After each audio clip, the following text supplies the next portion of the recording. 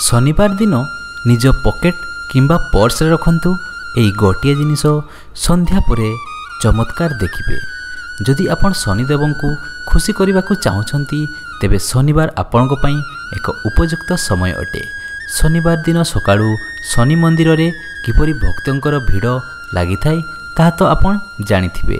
एही दिन रे शनिदेवंकर पूजा करिले विशेष फल प्राप्ति होई थाए। किछि भक्त माने एही दिन रे जदि तांको उपरे शनिदेवंकर कपदृष्टि पड़िछि तेबे कामदाम सबु छाड़ी से माने एही दिन रे शनि मंदिर जाइथांती। केवल गोटिए जिनिस पाखरे रखी शनि देवंकु प्रसन्न करि परिबे।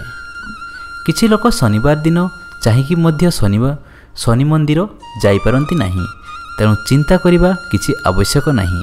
आज मु आपनकु एही वीडियो रे एपरि जिनिस विषय रे कहिबी जाहाकु निज पर्स रे रखिबा द्वारा आपण शनिदेवंको कृपा प्राप्ति करिबे।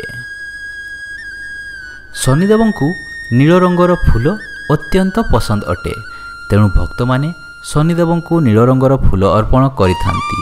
जदि आपण कोनोसी कारणवशत एही नील फूल शनिदेवंको पाखरे अर्पण करि पारि नाहंती तेबे आपण एहाकु पर्स रे रखि परिबे। संध्या पर्यंत एहार फायदा आपण निश्चय पाई परिबे। शनिवार दिन जदि आपण राशिदान करंती तेबे आपणको जीवन रे अपार खुशी प्राप्ति करिबे। शनिदेव एपरि कार्य रे बहुत प्रसन्न होइतांती। जदि शनिवार दिन आपण राशिदान करि पारु नाहंती तेबे आपण एहाकु पर्स रे रखि परिबे।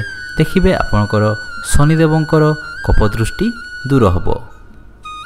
कला बिरी डाली जदि आपण शनिवार दिन दान करंती तेबे आपणकर सबु शारीरिक दुख कष्ट दूर हुए किंबा आपण एहाकु निज पर्स रे रखि परिबे। शास्त्र रे शनिदेवंकु प्रसन्न करिबा विषय रे उल्लेख रहिछि। शनिवार दिन कला रंगर दान करिबे किंबा कोनोसी कला रंगर वस्त्र धारण करिबे। जदि दान संभव होई नथिबो तेबे आपण कला रंगर एक रुमाल मध्य पाखरे रखिबे। जदि आपण शनिवार दिन कजल दान करंती किंबा आखिरे लगांती तेबे आखि संबंधित सबु समस्या दूर हेबा सह शनिदेवंकर कृपा आपणक उपरे पड़ी थाए। एही दिन आपण लुहा बा काचर गली मध्य निज पाखरे रखि परिबे। एहा करिबा द्वारा शनिदेव एवं राहुंकर कपदृष्टि आपण रक्षा पाई पारंती। तो जदि आपण शनिवार दिन शनि मंदिर जाई पारु नाहंती तेबे निज पर्स किंबा पॉकेट रे रखंतु। एई गोटिए जिनिस संध्या मध्य रे आपण जानि परिबे तार चमत्कार कौन। आशा करुछि आपनको एई छोट वीडियो भल लागिथिबो। जदि भल लागले निहाती गोटे लाइक करिवे। आ ए पर्यंत जदि चैनल सहित जोडी होई रहनांते हम चैनल को सब्सक्राइब करिवे। धन्यवाद।